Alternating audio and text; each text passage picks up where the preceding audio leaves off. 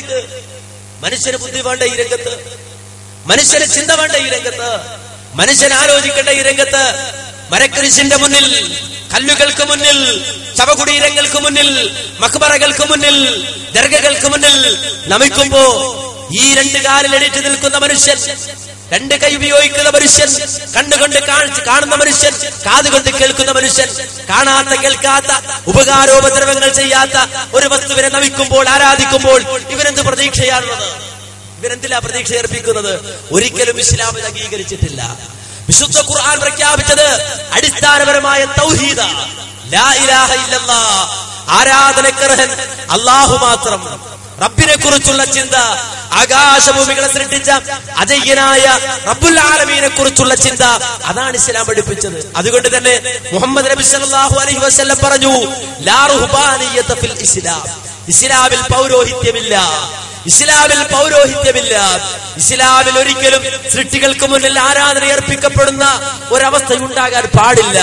ഒരിക്കലും സൃഷ്ടികളെ കൊണ്ട് സത്യം ചെയ്യാൻ പോലും പാടില്ല. മൻ ഹലഫ ബിഗൈരില്ലാഹ് ഫഖദ് അശ്റക, ആരെങ്കിലും അല്ലാഹുവല്ലാത്തവയെ കൊണ്ട് സത്യം ചെയ്താൽ അവൻ ശിർക്ക് ചെയ്തു എന്ന് പ്രവാചകൻ സല്ലല്ലാഹു അലൈഹി വസല്ലം പഠിപ്പിക്കുകയാണ്. പ്രവാചകൻ സല്ലല്ലാഹു അലൈഹി വസല്ലം പഠിപ്പിക്കുകയാണ്. റസൂലുള്ളാഹിന്റെ സഹാബത്ത്, പ്രവാചകന്റെ അനുയായികൾ മുഹമ്മദ് നബിയുടെ അടുക്കൽ വന്നിട്ട് പറയുന്നു, ഏ പ്രവാചകരെ, ഈ നാട്ടിലെ മുശ്രിക്കുകൾക്ക് ഒരു ദാത്തു അൻവാത്തുണ്ട്. യുദ്ധത്തിന് പുറപ്പെടുമ്പോ ബർക്കത്തിന് വേണ്ടി, അനുഗ്രഹം കിട്ടാൻ വേണ്ടി അവരൊരു മരത്തിൽ വാൾ തൂക്കി ഇടാറുണ്ട്. അതുകൊണ്ട് ഞങ്ങൾക്കും ഒരു ദാത്തു അൻവാത്തിനെ ഉണ്ടാക്കി തരൂ, ഞങ്ങൾക്കും അപ്രകാരം ഒരു മരം നബിയെ തങ്ങൾ കാണിച്ചു തരൂ. ഞങ്ങൾക്ക് യുദ്ധത്തിന് പോകുമ്പോ ബർക്കത്തെടുക്കാൻ, ഞങ്ങളുടെ വാൾ തൂക്കിയിടാൻ ഒരു മരം ഞങ്ങൾക്ക് കാണിച്ചു തരൂ എന്ന് പ്രവാചകരോട് പറഞ്ഞപ്പോ മുഹമ്മദ് നബി സല്ലല്ലാഹു അലൈഹി വസല്ലമ അവരോട് തിരിച്ചു ചോദിച്ചത്, എന്താണ് നിങ്ങൾ ഈ പറയുന്നത്? എന്താണ് നിങ്ങൾ ഈ പറയുന്നത്? നിങ്ങൾക്ക് മുമ്പ് കഴിഞ്ഞു പോയ മൂസാ നബിയുടെ ജനത മൂസാ നബിയോട് ചോദിച്ചതുപോലെയാണല്ലോ നിങ്ങൾ എന്നോട് ചോദിക്കുന്നത്.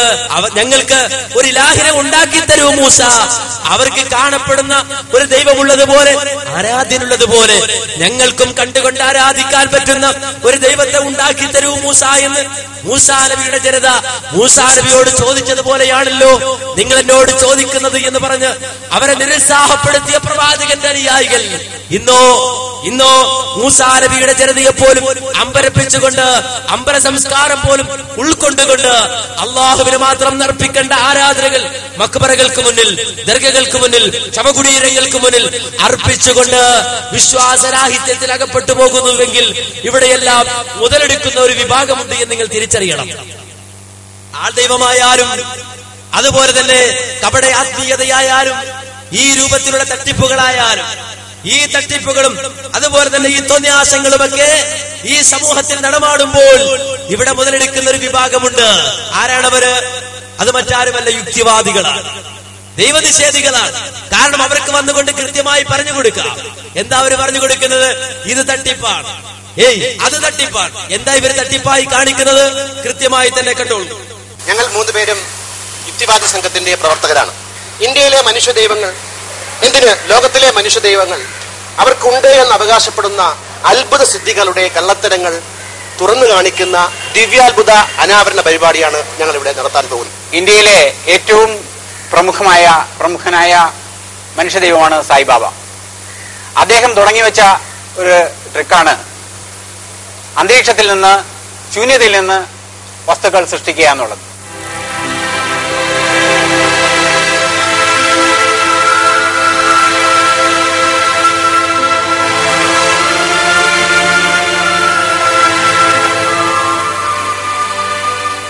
സാധാരണ അദ്ദേഹത്തിന്റെ മുമ്പിലെത്തുന്ന ഭക്തരോട് പല കാര്യങ്ങളും സംസാരിച്ചതിന് ശേഷം അദ്ദേഹം അങ്ങനെ ഈ ശൂന്യമായ കൈ അന്തരീക്ഷത്തിൽ ഇങ്ങനെ ചുഴറ്റി ആകാശത്തേക്ക് ഉയർത്തി സ്വർഗത്തിൽ നിന്ന് മറ്റോ ആവാഹിച്ച് നൽകുന്നത് പോലെ ഭസ്മം വാങ്ങിക്കാനായിട്ട് ഇങ്ങനെ എടുത്ത് നൽകുന്നു. ഇതുപോലെ ശൂന്യമായ കൈകൾ അന്തരീക്ഷത്തിൽ ഉയർത്തി സ്വർഗത്തിൽ നിന്നും ഭസ്മം സൃഷ്ടിച്ചു നൽകുകയാണ്. ഒന്നും കൂടി ഈ കൈ അകത്തി അങ്ങേക്കൊന്ന് സൃഷ്ടിക്കാൻ. Very good. ഈ വിരൽ സായിബാബ ഒരിക്കലും ഇങ്ങനെയല്ല വിഭൂതി സൃഷ്ടിക്കുന്നത്. ആയിക്കോട്ടെ, അങ്ങേക്ക് ഇങ്ങനെ കൈ കാണിച്ചുകൊണ്ട് വിഭൂതി സൃഷ്ടിക്കാമോ? അത് കഴിഞ്ഞിട്ട് നമുക്ക് ആകാം. ഇത് നല്ല ചോദ്യമാണ്. ഇതുപോലെ നമ്മൾ ദിവ്യത്വം അവകാശപ്പെടുന്ന ആളുകളുടെ മുമ്പിലാണ് ഇത് ചോദിക്കേണ്ടത്.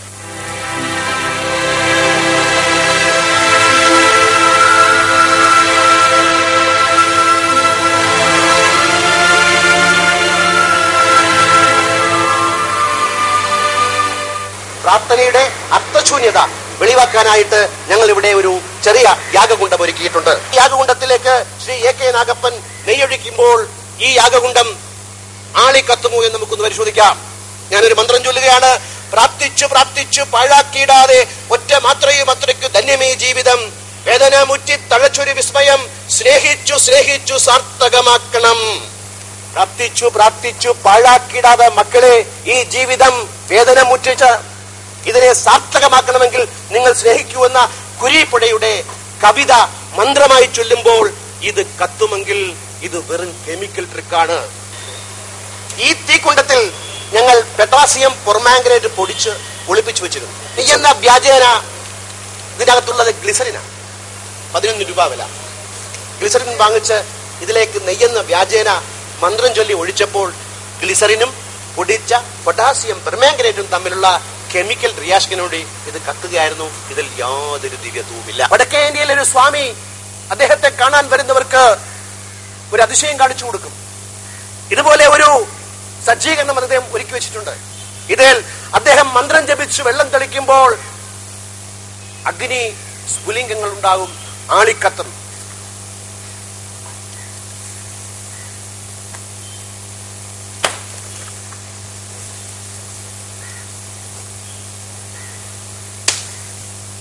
സാധാരണ വെള്ളം ഒഴിച്ചാൽ നമ്മൾ തീ അണയ്ക്കും. ഈ സോഡിയം മെറ്റലിൽ വെള്ളം ഒഴിച്ചാൽ തീ കത്തും, ആളിക്കത്തും. സോഡിയം മെറ്റൽ സൂക്ഷിക്കേണ്ടത് പ്രത്യേക ലായനിലാണ്. അത് കിട്ടാത്തത് കൊണ്ട് ഞങ്ങൾ മണലിൽ സൂക്ഷിച്ചിട്ടുണ്ട്. ഇത് തേങ്ങയിൽ ഒളിപ്പിച്ചു വെച്ചിട്ട് ഒരു തുള്ളി വെള്ളം വേണം മതി. ഈ കൂര കത്തിക്കുന്നതൊക്കെ എങ്ങനെയാണ്? ഇത് തേങ്ങയിൽ ഒളിപ്പിച്ചു വെച്ചിട്ട് മന്ത്രം ചൊല്ലി വെള്ളം ഒഴിച്ചാൽ തീർച്ചയായിട്ടും കത്ത്. ഇങ്ങനെ തീ കത്തിക്കുന്ന അനേകം കെമിക്കൽ ട്രിക്സ് ഉണ്ട്. ഒന്ന് മാത്രം സുഹൃത്തുക്കളെ ഞങ്ങൾ പറയുന്നു, ദിവ്യാത്ഭുതങ്ങൾ സാധ്യമല്ല. 5 വയസ്സായ കുട്ടികൾക്ക് പോലും ചെയ്യാൻ കഴിയുന്ന ഒരു വിദ്യയാണ് കൈവെള്ളയിൽ കർപ്പൂരം കത്തിച്ച് നിവേദിക്കുക എന്നുള്ളത്. അതിന്റെ ഒരു മാതൃക ഞങ്ങളിവിടെ കാണിക്കാം.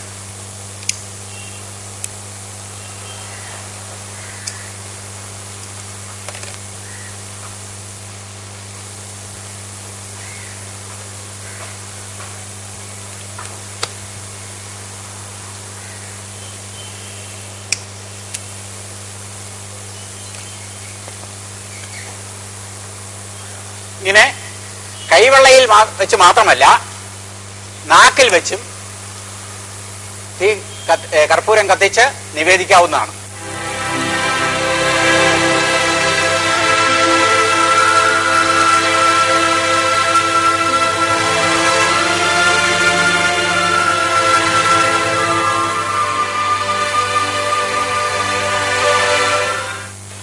ശ്രീ AK നാഗപ്പന്റെ ഇരു കരങ്ങളിലും അദ്ദേഹത്തിന്റെ തലയിലും തീ ആളിക്കത്തുകയാണ്. അദ്ദേഹത്തിന് കൊള്ളുന്നില്ല. നെടുമങ്ങാട് രവീന്ദ്രൻ എന്ന സിദ്ധൻ ഒരു 15 വർഷങ്ങൾക്ക് മുമ്പ് ദേവിയെ പ്രീതിപ്പിച്ചുകൊണ്ട് ഇതുപോലെ പൊങ്കാല നിവേദ്യം നടത്താൻ വേണ്ടിയിട്ട് തീ കത്തിച്ചു. അതിന്റെ പ്രതീകാത്മകമായ ഒരു മാർഗമാണ് ഞങ്ങളിവിടെ കാണിക്കുന്നത്. ഇതില് യാതൊരു രഹസ്യവുമില്ല. വളരെ നിസ്സാരമായ